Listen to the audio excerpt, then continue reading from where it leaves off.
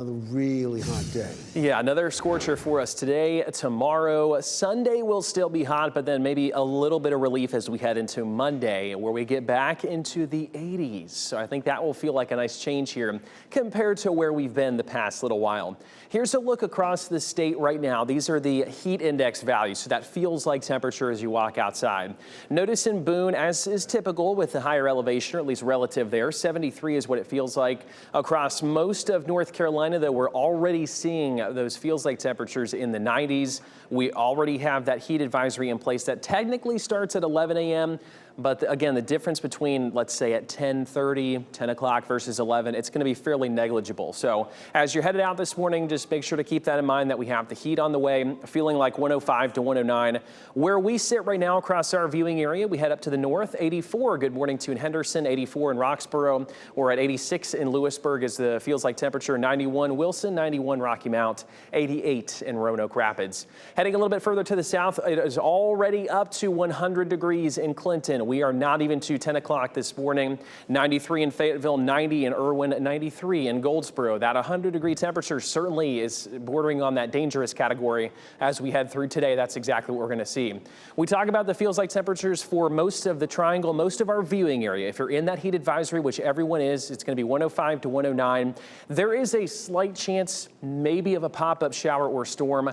I think any of that probably would be a welcome sight, kind of help cool us off just a little bit if you get under it. You notice Futurecast shows kind of that blip, that real kind of quick coverage, and then it passes on through this evening. That's what we'll go for today. 20%, maybe 30% chance of coverage. It's nothing I would cancel plans for if you do have anything going on, but it's enough, I think, where it will cool us off just a little bit.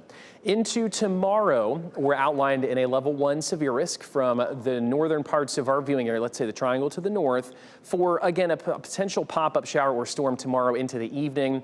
One or two of those could be on the stronger side. This is actually a brand new run of Futurecast, continuing to show a few isolated storms. It does look a little bit wetter on this model. I think we'll see off and on rain chances through the day tomorrow. Again, fairly few and far between. Some of those could be on the stronger side, maybe a brief gusty wind instance. That's what we're watching for us into tomorrow.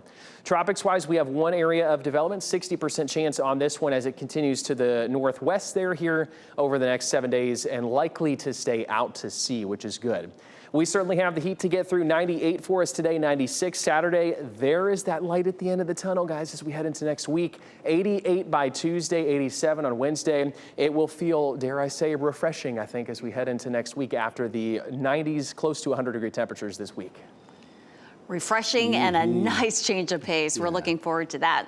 The back-to-school sales are here, but shopping experts say there are some things you should hold off on buying right now. We'll go over that list next. Also, Brian Schrader will preview a new mobile app requiring players to get a good night's sleep in order to play.